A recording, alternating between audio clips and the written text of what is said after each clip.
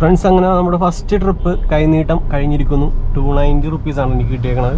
അതിൽ 210 രൂപ എനിക്ക് തന്നിട്ട് ബാക്കി ഊബർ എടുത്തിരിക്കുന്ന കാഴ്ചയാണ് നിങ്ങൾ കാണുന്നത്. ഞാനിപ്പോൾ നിൽക്കുന്നത് നമ്മുടെ മറൈൻ ഡ്രൈവ് പെൻഡാമേനക ആ സൈഡാണ്ട പള്ളിയുടെ വാതിക്കൽ. ഇവിടെയൊക്കെ കൊണ്ടുവന്ന് ഡ്രോപ്പ് ചെയ്തിട്ടുണ്ടെങ്കിൽ നമുക്കൊന്ന് പാർക്ക് ചെയ്ത് മാറ്റിയിടാൻ ഒരു സ്ഥലമില്ലാത്തത് കൊണ്ട് കുറച്ചങ്ങോട്ട് ഓടിച്ച് ഏതെങ്കിലും മൂലക്കൊക്കെ കയറ്റിയിടേണ്ടി വരും. ഈ വഴിയിൽ കയറ്റിയിടാന്ന് വിചാരിച്ചു കഴിഞ്ഞാൽ അവിടെ ചെറിയ റോഡാണ്. കണ്ടോ കണ്ടോ, എപ്പോൾ വേണമെങ്കിലും വണ്ടി എടുത്ത് മാറ്റേണ്ടി വരും. പിന്നെയും നമ്മൾ നേരെ പോകേണ്ടി വരും. അവിടെ കോളേജും കാര്യങ്ങളൊക്കെ ആയതുകൊണ്ട് ഈ സമയത്ത് നല്ല തിരക്കാണ്. പിന്നെ അടുത്ത ലെഫ്റ്റിൽ കയറ്റിയിട്ട് ഏതെങ്കിലും ഒരു സൈഡിൽ കൊണ്ട് ഇടാം. പക്ഷേ ട്രാഫിക് പോലീസ് വന്നു കഴിഞ്ഞ് കഴിഞ്ഞാൽ വണ്ടി എടുത്ത് മാറ്റാൻ പറയും. ചിലപ്പോൾ അവർ ഫോട്ടോ എടുത്തുകൊണ്ട് പോവുകയും ചെയ്യും. അങ്ങനെ നമ്മളുടെ 500 റുപ്പീസിൻ്റെ അടുത്ത് പോകാൻ ചാൻസ് ഉണ്ട് കേട്ടോ. സോ നമുക്കിനി അടുത്ത ട്രിപ്പ് വരട്ടെ, എന്നിട്ട് ബാക്കി നോക്കാം. ഞാൻ ഈ വഴിയിൽ എവിടെയെങ്കിലും മാറ്റി ഇടാൻ വേണ്ടിയുള്ള പരിപാടിയാണ്. ഇത് 1 വേ ആണ്.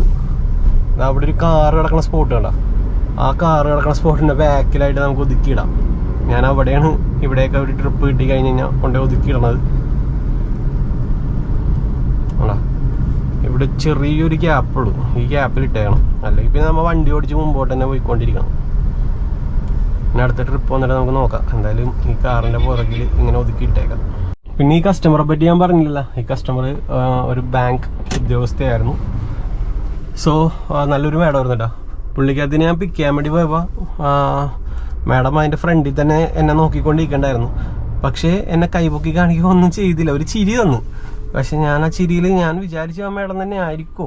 പക്ഷേ ഞാൻ എന്ത് ചെയ്തു, ആ മേഡത്തിൻ്റെ ഫ്രണ്ടിൽ കൂടെ വണ്ടി നിർത്തി കഴിഞ്ഞപ്പോൾ മേഡം എൻ്റെ അടുത്ത് മാഡം ഇന്നെ ഇടയ്ക്ക് ഇങ്ങനെ ഇടങ്ങനിട്ട് നോക്കണ്ട്. അപ്പോൾ ഞാൻ ദൈവം ഈ മാഡം ഇല്ലേ അപ്പോൾ ബുക്ക് ചെയ്തേക്കണ ഒരാളാണെങ്കിൽ നമ്മുടെ ഫണ്ടിലേക്ക് ഓടി വരുമല്ലോ.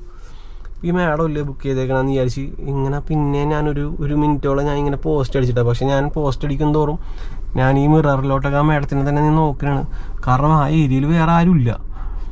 പിന്നെ ആ മാഡം എന്താണ് എൻ്റെ അടുത്തേക്ക് വരാത്തത്, എന്ത് പറ്റി എന്നുള്ള രീതിയിൽ നിൽക്കണായിരുന്നു. പിന്നെ ഞാൻ എന്ത് ചെയ്ത് IR എന്ന് പറഞ്ഞിട്ട് മെസ്സേജ് അയച്ചപ്പോൾ ആ മാഡം ഓടി വണ്ടിയിൽ വന്നിട്ട് ഞാനിപ്പോൾ വളച്ച് വരുമെന്ന് വിചാരിച്ചിരിക്കണേന്ന്, താൻ ആൾ കൊള്ളുമല്ല, താൻ അവിടെ തന്നെ നിൽക്കണമെന്ന്. ഞാൻ പറഞ്ഞു കസ്റ്റമർ നമ്മ ഹായ് എന്നൊക്കെ പറഞ്ഞ് വിളിച്ച് ചിലപ്പോൾ ആൾ മാറിപ്പോയി കഴിഞ്ഞാൽ തല്ല് കിട്ടുമല്ലോ.